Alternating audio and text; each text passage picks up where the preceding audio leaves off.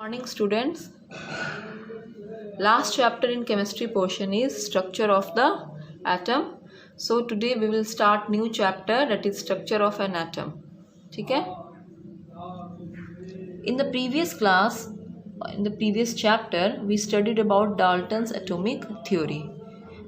We already know that Dalton in 1808 proposed the atom and he gave the atomic theory which was named as Dalton's atomic theory. So one of his postulates says that smallest particle of a matter which cannot be divided called as atom. So according to him, atom is completely an indivisible particle of matter. It cannot be divided further. But unfortunately, the concept of indivisibility of atom given by Dalton was proved wrong by many researches were done in late half 19th century till the beginning of 20th century. In the researches, it was found that atom is not indivisible, means it can be divided further into smaller particles. And after so many experiments and researches, the discovery of smaller particles present in atom was done. And it was found that an atom contains 3 subatomic particles in it, and they are electrons, proton and neutron. So atoms can be divided, and when it is divided, we can see electron, protons and neutrons are present in it. So an atom contains 3 subatomic particles in it, that is electron, protons and neutrons. These 3 subatomic particles are also called as fundamental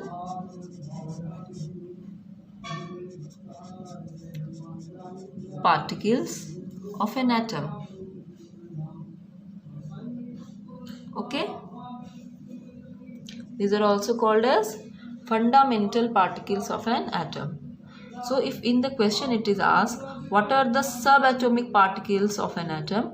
We will write electron, proton and neutron. Also if it is asked, what are the fundamental particles of an atom? We will write the same thing, that is electron, proton and neutron. Now I will tell you about some famous scientists who extensively involved in the researches about the atomic structure. Okay, and those scientists were J.J. Thomson, okay, then Goldstein, then Rutherford,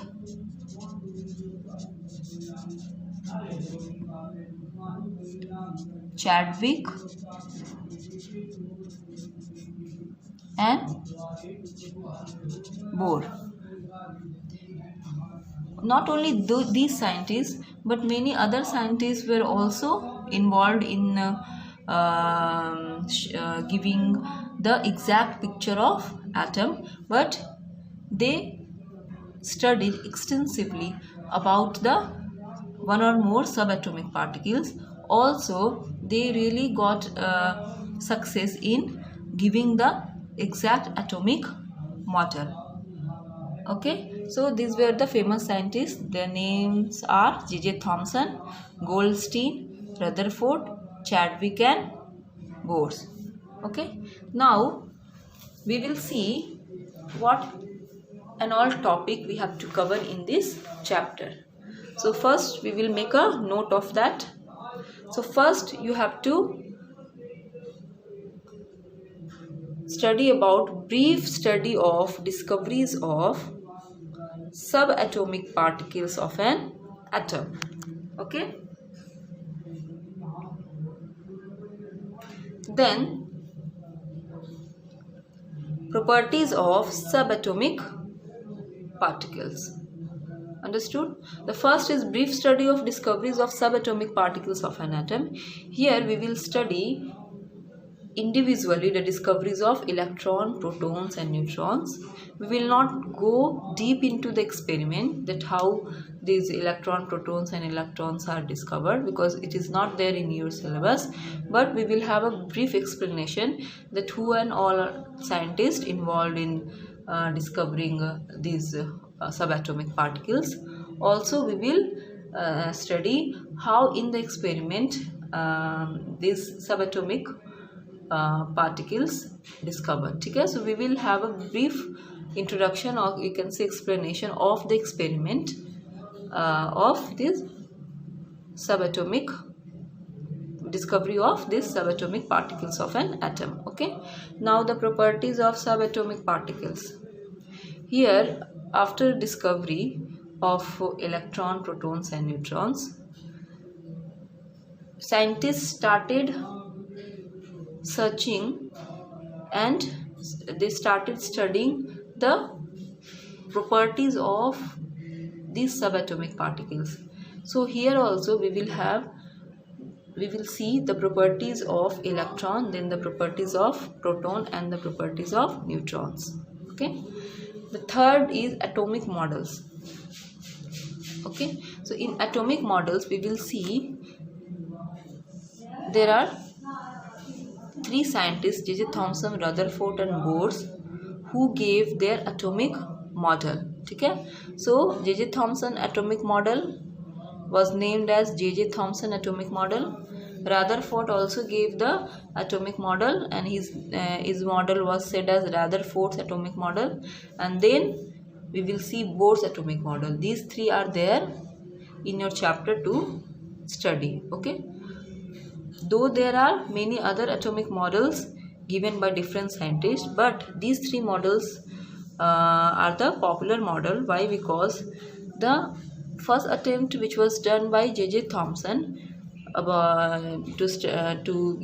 show the atomic model, and his atomic model gave various information, very correct various information, but still his atomic model did not give you all the exact picture of atomic model. His model contains various limitations and demerits that was corrected by Rutherford. So Rutherford's atomic model was better than J.J. Thomson atomic model, because most of his theoretical explanation about the structure of atom, arrangement of the subatomic particles in the atom hold good with the experiments, and it was proved experimentally correct also. But still Rutherford's atomic model still contains some demerits and limitations that was again corrected by Bohr's atomic model. And it is said that Bohr's atomic model gave the exact picture of the structure of atom as well as the arrangement of the subatomic particles in an atom. So Bohr's atomic model was the correct atomic model and better than the Rutherford and J.J. Thomson atomic model. Though this Bohr's atomic model was a modified form of Rutherford and J.J. Thomson only, and he got the success in giving the exact picture of the arrangement of subatomic particles in the atom.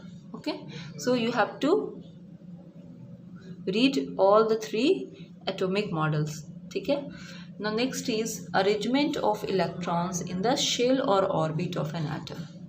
Okay, so here we will see electron is one of the subatomic particles, and how these electrons are arranged in so-called shell of an atom. So we will see here that each atom contains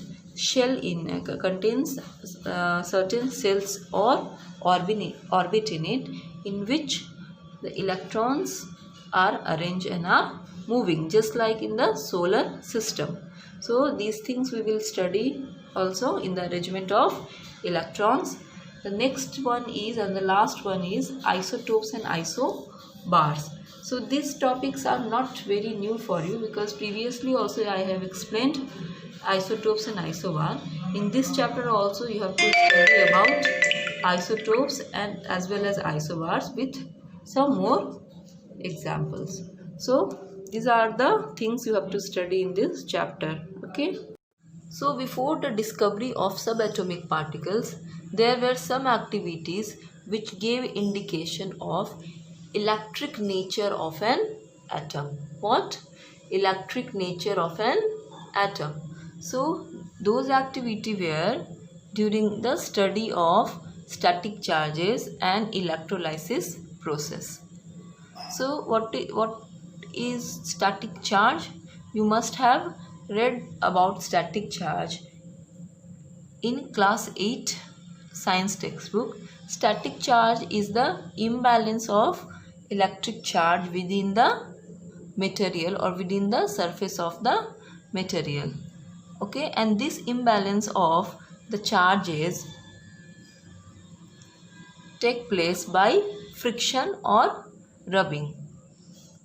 For example, when a plastic comb is rubbed against dry hairs, you could observe the two things which are insulated in nature, that is plastic comb and dry hairs. They become charged particles, and you could observe that the plastic comb acquires some net negative charge resulted from the transfer of charges from dry hair, and because this plastic comb got charged with some net negative charge, it could attract some small pieces of paper when it is brought closer to them.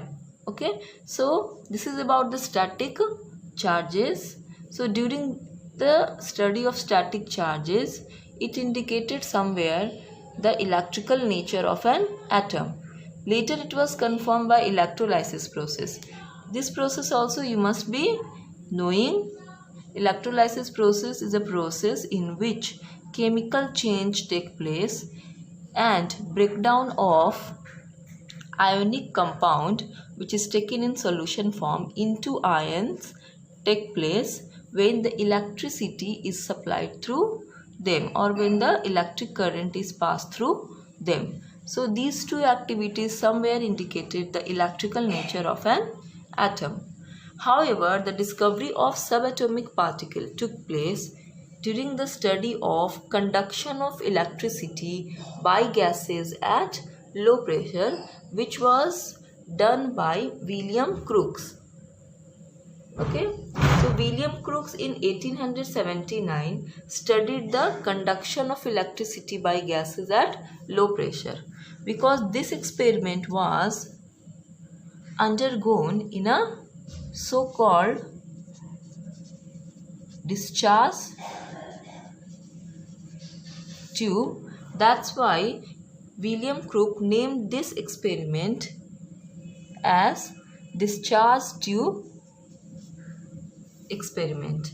Later, this experiment was also named by the name of the scientist. So, this experiment is also famous in the name of William Crookes experiment or William Crookes tube. Discharge tube is also called as William Crookes tube. Okay, so when he was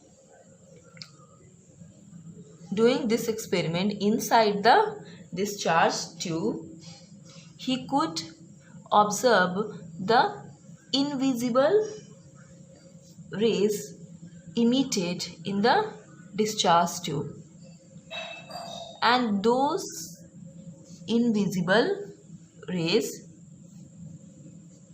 was later found out as cathode rays. Understood? Okay, so these cathode rays was assumed to be emitted in the discharge tube, and Later, the properties of cathode rays was extensively studied by one of the research mate of Williams Crook, whose name was J.J. Thomson. So, J.J. Thomson extensively studied the properties of cathode rays for about 20 to 25 years, and afterwards he could found out that these cathode rays are nothing but the streams of negative charged particles. What? Streams of negative charged particles, which was later named by electrons. Okay, that's why it is said that the discovery of electrons was done by J.J. Thomson. So J.J. Thomson is a scientist who is regarded as the discoverer of electrons. Understood? Now I will tell you what is a discharge tube. You must be knowing what is a discharge tube and how these cathode rays have been emitted in the discharge tube. I will not go very deep in the experiment, but I'll give you some idea about the discharge tube and how the cathode rays was first produced in the discharge tube. Okay, so as you can see here, a tube like structure, it is made up of soda glass. It is a special type of glass here, and it is made in the shape of a tube. Okay, and this is actually the discharge tube. Now what is the setup in the discharge tube? A discharge tube is a tube containing two electrodes which are made charged. Okay, as you can see here, these two electrodes, in which one electrode is connected to negative terminal of the battery. Okay, it is connected to negative terminal of the battery, and other electrode which is just the other end placed on the other end of the tube, inside the tube, and you can see here it is connected to positive terminal of the battery. So by the convention of Michael Faraday, it is said that the electrode which is connected to negative terminal of the battery is called as the cathode electrode. Electrode are the metal plates. Okay, and the electrode which is connected to positive terminal of the battery, it is by convention named as anode. Understood? So these are the two electrodes, that is cathode and anode, which are placed inside the tube in two opposite ends of the discharge tube. Now when the electricity, high voltage electricity is passed through this electrode, it makes the electrodes to charged up. Okay, and what is the environment inside the tube? Here you can have the CO2 gas inside the tube, or any other gas, mixture of gases also you could take inside the tube at a very low pressure. So when the high voltage electricity is supplied to inside the tube, it makes the two electrode charged. Also the ionization of this gas took place at that time. Okay, so when he was doing the experiment of conduction of electricity by gases at low pressure, he could observe that emission of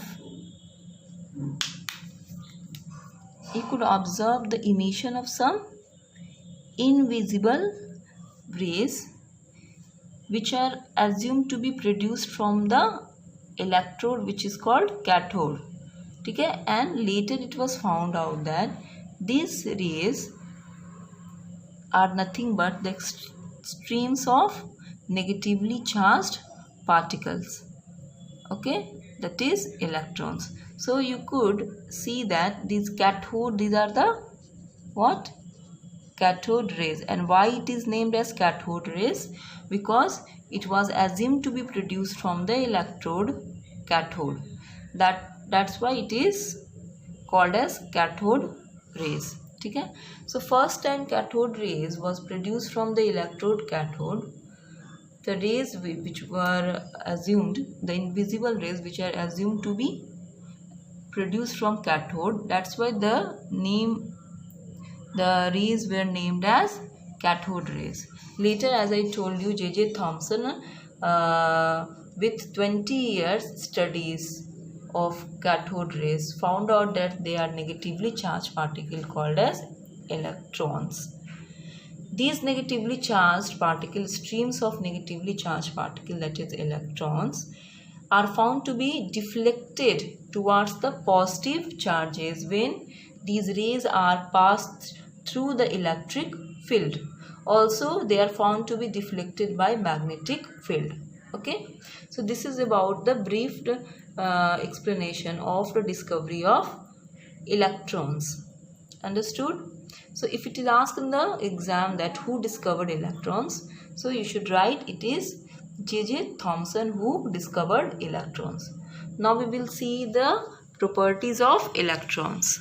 Now we will see properties of electrons.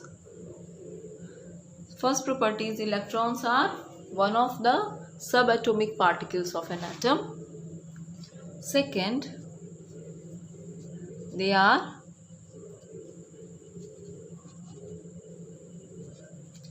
negatively charged particles. Okay, electrons are negatively charged particles. Now, what about the mass of one electron? So, we will first see the relative mass of electron. Relative mass of electron means we will relate it to one hydrogen atom. We will compare its mass with one hydrogen atom, and it is found that approximately mass of one electron is about 2000 times smaller than mass of one atom of hydrogen. And if we see exactly the mass of one electron is 1838 times smaller than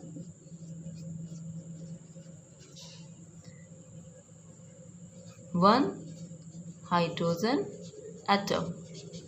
Okay, so if mass of one hydrogen atom is, what is the mass of one hydrogen atom? Everybody knows what is the mass of one hydrogen atom or atomic mass of hydrogen. Mass of one hydrogen atom, you know, it is 1 AMU. So if the mass of one hydrogen atom is 1 AMU, and since the mass of one electron is 1838 times smaller than one hydrogen atom, so we can write mass of one electron is equal to 1 by 1838 AMU. Are you getting? Mass of one hydrogen atom is 1 AMU. So the mass of one electron will be 1 by 1838 AMU. Okay. So this is only the relative mass of one electron. So we can write relative mass of one electron is equal to 1 by 1838 AMU or U. Okay. Now we will see absolute mass of one electron. Absolute mass means what is the exact mass of one electron in grams or kg. Okay, we should not relate it with some other thing. Okay, so what is the absolute mass of 1 electron. So this only we can just calculate from here only. You know 1 AMU, you know mass of one atom is 1 AMU, and 1 AMU is equal to how much? 1.6 into 10 to power minus 24 gram. Okay, so like that 1.6 into 10 to power minus 24 gram is the mass of one hydrogen atom. So what is the value of this in gram? This will give you the exact mass actually. So we will just write here absolute mass actually is found to be absolute mass of one electron is found to be 9.1 into 10 to power minus 28 gram. You can see mass of one hydrogen atom is 1.6 into 10 to power minus 24 gram, and absolute mass of one electron is 9.1 into 10 to power minus 28 gram. Okay, now we will see the charge. What are the number of charge acquired by one electron? Okay, so number of charge on one electron is equal to 1 unit negative charge. Okay, 1 unit negative charge can be written like that. One electron acquiring one or carrying one net negative charge. Now what is the value of one net negative charge? What is the magnitude of one net negative charge on one electron or acquired by one electron? So value of one net negative charge on one electron, it is equal to 1.6 into 10 to power minus 19 coulomb. What is coulomb? Coulomb is the unit to measure charges. Okay, so the value of one net negative charge or value of one electron carrying one net negative charge, value of one net negative charge on one electron, it is equal to 1.6 into 10 to power minus 19 coulomb. So the value of one net negative charge is 1.6 into 10 to power minus 19. C also you can write instead of coulomb. C is the symbol to represent coulomb. Coulomb is what? It is the unit of measurement of charges. Okay, so there are every time so how can you measure charge? By coulomb units. Okay, you know there are different units like gram and kg to measure mass. Okay, so meters, kilometers to measure length. Similarly, to measure charges we use the unit called as coulomb. It can be represented by C. So 1 coulomb is nothing but the quantity of charge transported in 1 second, okay, by the current of 1 ampere. Okay, when 1 ampere of current have the charges in 1 second, it is called as 1 coulomb. Okay, so 1 coulomb is nothing but the quantity of charge transported in 1 second by the electric current. ठीक है, समझ में आया? So this is about the net negative charge on one electron value, that is 1.6 into 10 to the power minus 19 coulomb. Now one more thing you should be knowing, that you know that every material contains atoms. ठीक है, every material, every matter is made up of atoms, and every atoms contains subatomic particles, and one of the subatomic particles contained are electrons. So you can say every matter has atoms and they have electrons in it. So the kind of electron in different matter or kind of electron in different types of atom will be same. Okay, so all all different atoms contains electrons will be have the same time. It's not like that if it is this board which contains atoms and electrons in this in the atoms present in board is different from electrons in the atom of a pen. Okay, so everything is made up of atoms, and atoms contains same kind of electrons everywhere. Understood? So we can write one more property, that is atoms of all kind. We will write one more property, that atoms of all kinds will have same type of electrons in it. Okay, understood? So these are some of the properties of electrons.